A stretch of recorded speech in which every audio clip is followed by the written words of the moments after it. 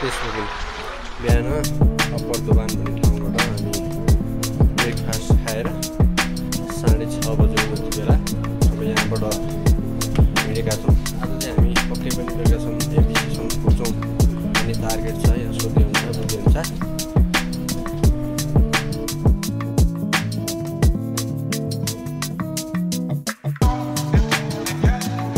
Guys तिमीहरूको expectation भन ल, अन्नपूर्ण कस्तो होला? तेस्रो दिनको यात्रा कस्तो लागिरह? हजुर र सोलो बनाउने अब ल okay.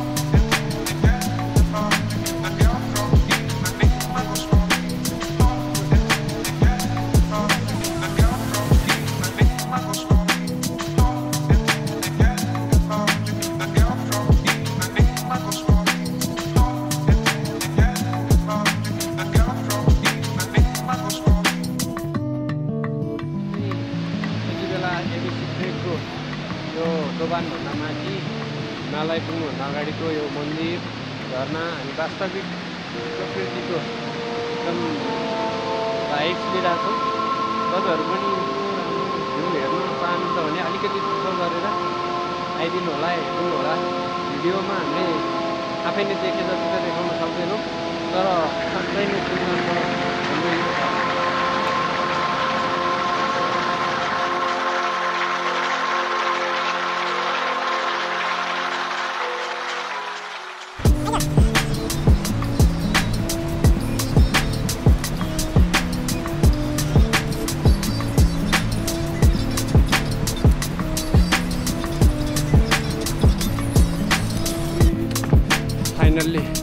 Finally, we have arrived to 2900 meters Himalaya.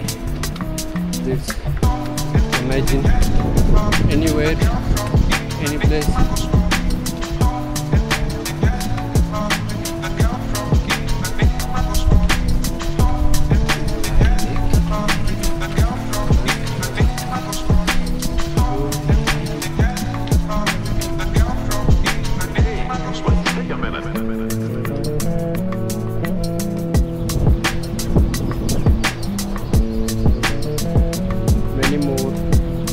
धेरै राष्ट्रहरूको झन्डा फरफराइरहेको छ। अन्नपूर्ण बेस क्याम्प भनेको चाहिँ यो होल वर्ल्ड विश्वभरिको सबै पर्यटकहरूले मन पराउनु भएको गन्तव्य हो। त्यसैले यहाँ सबैको सम्मानस्वरूप सबै देशको झन्डा फरफराइरहेको छ।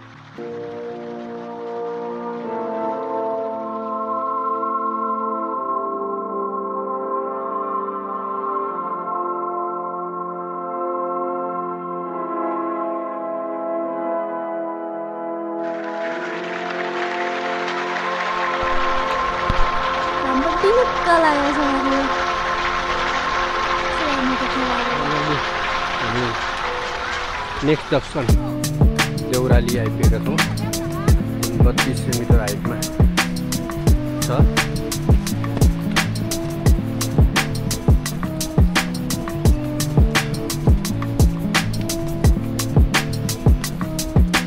जहाँ गए पनि जुन जक्सनमा आए पनि एकदमै राम्रो भाइब्स दिने, रमाइलो, सफा, सुन्दर, घाम पनि लागिरहेको मजाले राम्रो छ। यो मेहनत फलदायी नै भइरहेको छ।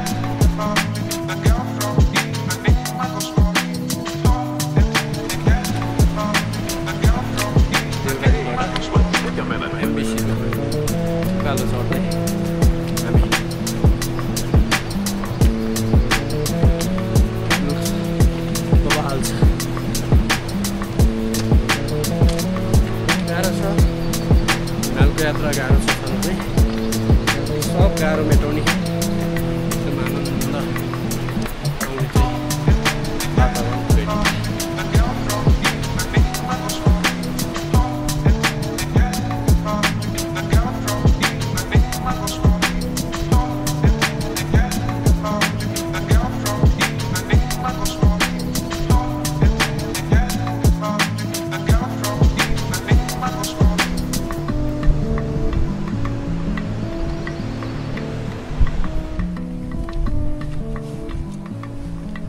on the way.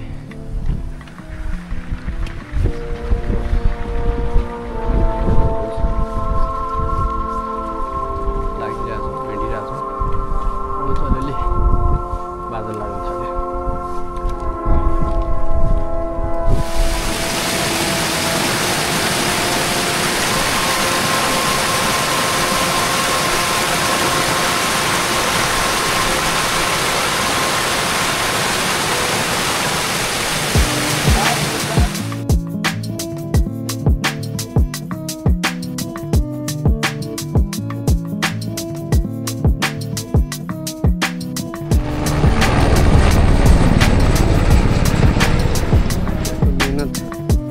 परिश्रमले Anna एमबीसीको camp चाहिँ देखियो होला क्याम्प चाहिँ भेटायौँ मौसम भने अलिकति बादल लाग्यो दामी देखिरहेको थियो अलिकति बादल लाग्यो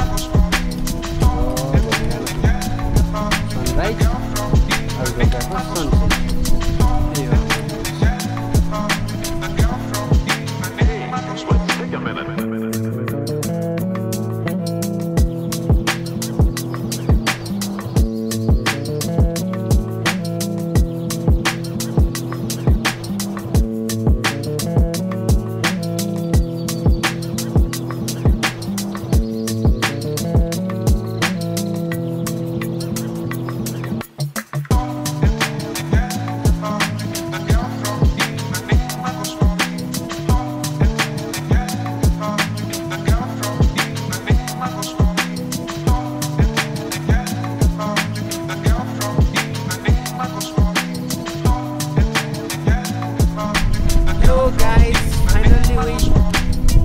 माछापुच्छ्रे बेस क्याम्प आइपुगेका छौँ अब हाम्रो एउटा मात्र जक्सन बाँकी छ मेन गन्तव्यको अन्नपूर्ण बेस क्याम्प यसको स्पोन्सर गर्दैछ हाम्रो होलिडे डायरीले holiday diary journey with learning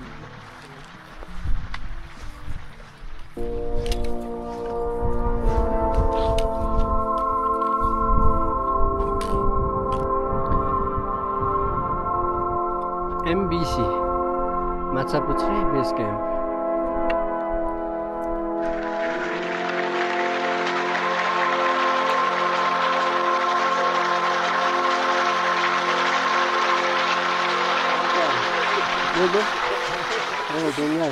bite इधर बाइट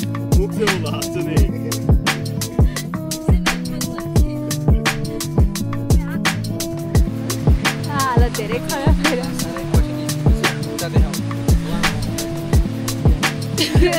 धेरै गाह्रो भइरहेछ मलाई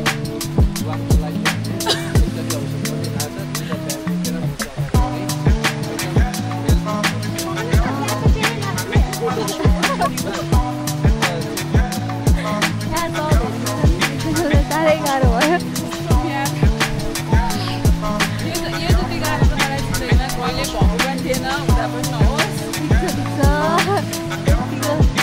चाहिन्छ यतिको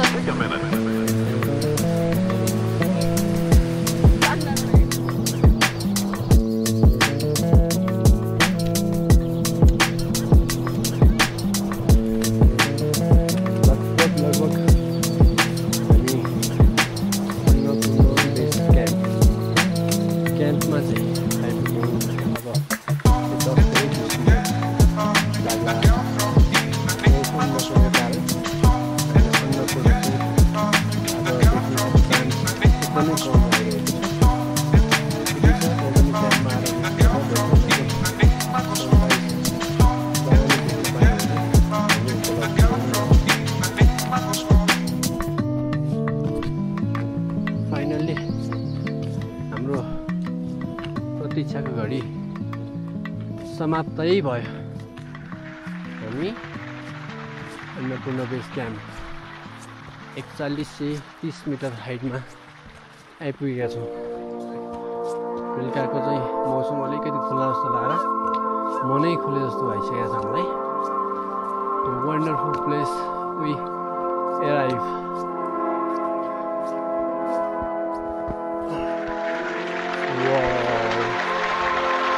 हामीलाई कति छिटो आइपुग्यो?